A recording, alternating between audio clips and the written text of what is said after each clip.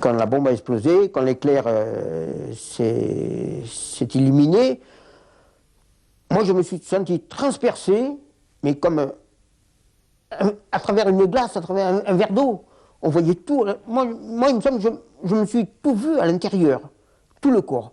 J'étais de l'eau, c'était du liquide. Le capitaine, chef de poste militaire, a ordonné à toute la population de s'enfermer dans des chambres et de ne pas laisser la moindre lumière passer pendant 24 heures.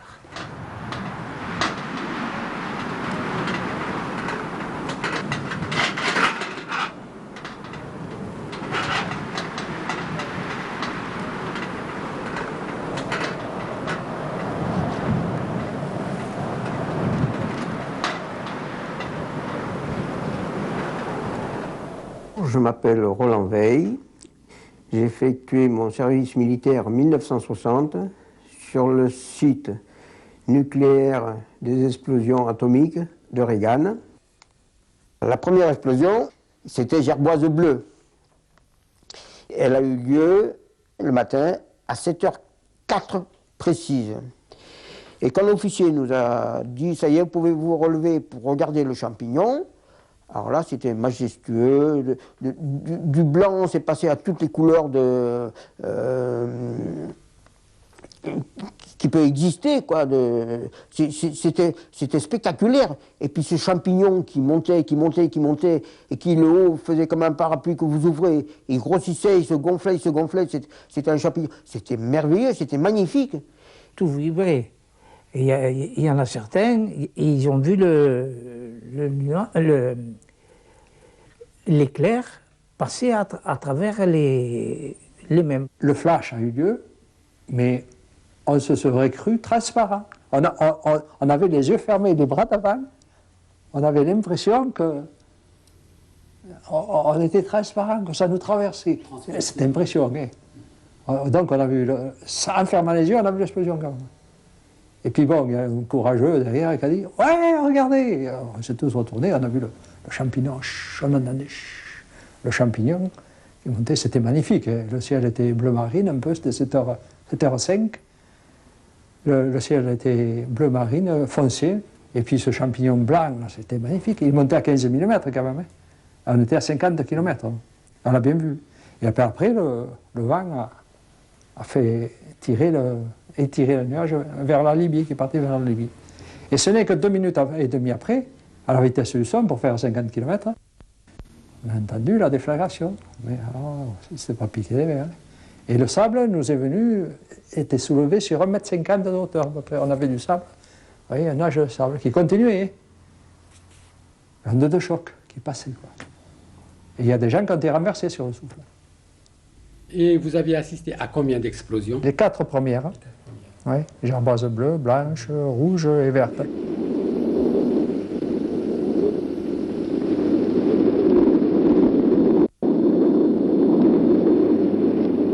Samedi 13 février, 7h04, heure H.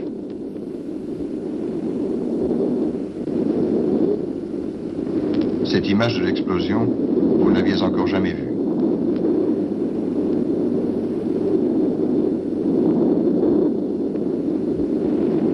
Et pourtant, elle vous est presque familière.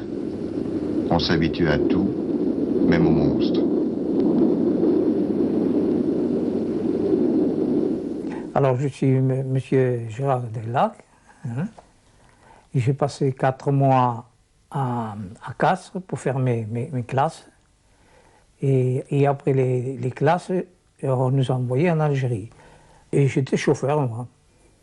On vous a dit que vous alliez être affecté à Regan? Quand on est parti de Colombo-Richard, on ne le savait pas. Hein. Destination inconnue. Hein. C'est quand on est arrivé sur le plateau là qu'on nous a dit vous êtes dans une base pour des essais atomiques. Et un beau jour, mon chef de gestion il m'a dit bon, tu vas à tel endroit, tu vas chercher un officier. Ça veut dire il te dira où il veut aller t'amener. Mais là, la bombe elle avait déjà pété là. Hein. C'était quelle bombe, celle-là? La première. La première. Et là, j'ai été chercher cet officier. On avait les tenues blanches. Et il m'a emmené au point zéro. On est descendu dans le trou du point zéro.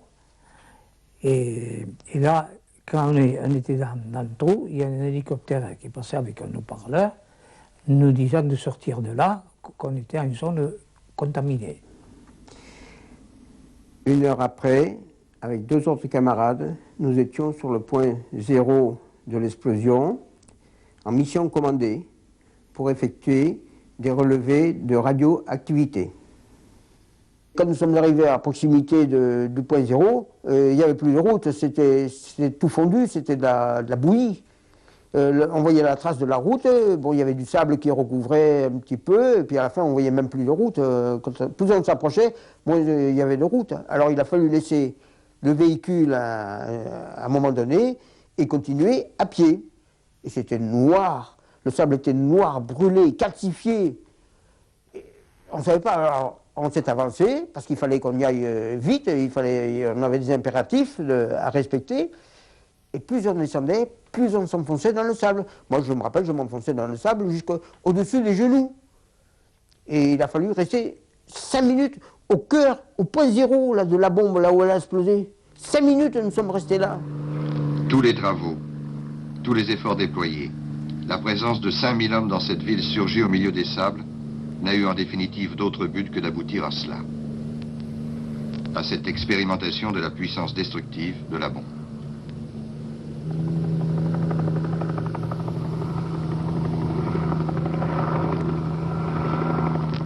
À cette tâche insolite au milieu du désert, à ce décor lunaire, à ce cercle de 800 mètres de diamètre de sable vitrifié et noirci. En repartant, nous avons trouvé bon, des pièces de ferraille qui avaient fondu, qui étaient à plus de 1 km, plus de 2 km du point zéro, des blocs de ferraille qui tenaient la tour, qui ont été à moitié fondus, mais des gros blocs énormes. Hein. Et puis après tout le matériel militaire qui était posé par terre sur le champ. Le plus spectaculaire, ça a été les 3 avions. Il y avait 3 avions, 3 Mystère 4, là, dont un était retourné, les 2 autres, ils étaient pliés comme des croissants. Sur le point zéro, vous étiez équipé d'une tenue de protection? Non, on avait une tenue blanche là, en coton, hein, et le masque à gaz, des bottes et des gants. C'est tout. Le sous-officier qui était avec nous, il avait simplement un compteur geyser, lui, qui était fou. L'aiguille allait dans tous les sens. On ne pouvait pas maîtriser les chiffres sur lesquels l'aiguille s'arrêtait. Et nous avions simplement un dosimètre sur la poitrine. C'est tout ce que nous avions. Puis le masque et la pastille qui soit-disant filtrée. Mais avec la chaleur et tout ça, tout passait à travers la combinaison que nous avions. Il n'y avait rien qui arrêtait, qui nous protégeait. Le danger, invisible, prend ici une forme concrète, presque palpable. Il acquiert la densité de l'inconnu. Une seule arme pour le détecter, le compteur Geiger.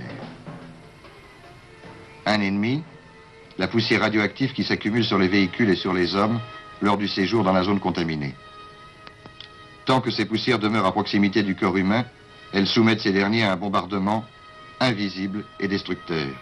Une consigne absolue, éviter à tout prix que cette poussière pénètre à l'intérieur des poumons, car il deviendrait être impossible de la déloger.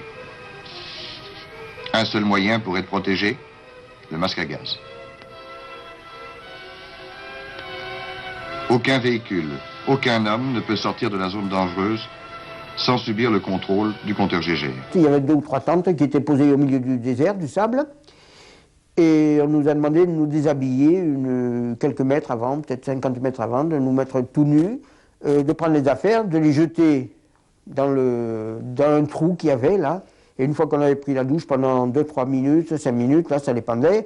Alors je suis passé devant un officier, là où 2 ils étaient, qui avait un appareil pour mesurer la densité de radioactivité que nous avions encore dessus. Et le gars, il demi-tour, vite, à la douche. Ça crépitait? Ah, ça pressait, oui, son appareil crépitait.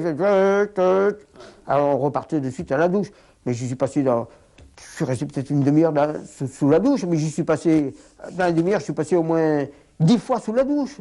À chaque fois, repartez sous la douche, vite, repartez sous la douche. Et à la fin, la dernière, on m'a dit, le gars, il m'a dit, bon, tu peux rejoindre le véhicule pour repartir à ton campement. J'y suis resté 24 heures à la décontamination. Toutes les 2 heures, on me faisait prendre une douche. Parce qu'il m'avait trouvé de la radioactivité dans les cheveux. Qu'est-ce que ça signifie, cette sonnerie-là? L'homme qui passe est encore légèrement contaminé. Veuillez prendre le circuit retour, douche. L'homme qui vient de passer était radioactif, alors. Encore très légèrement, oui. Mais avec quelle intensité? L'appareil que nous avons se déclenche pour un seuil de 10 micro-röntgeneurs, c'est-à-dire 1/100 millième de röntgeneur. Moi, je vois pas très bien ce que ça signifie, ça, moi. Votre montre, par exemple, est-elle phosphorescente? Oui, oui, phosphorescente. Si vous voulez me la passer, nous allons faire un test. Oui.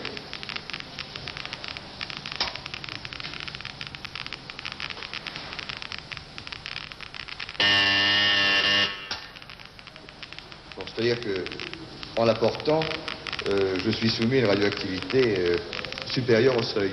Supérieur au seuil, et c'est négligeable puisque ce genre de montre est autorisé dans le commerce en France et partout. Et après ça, je suis rentré en France.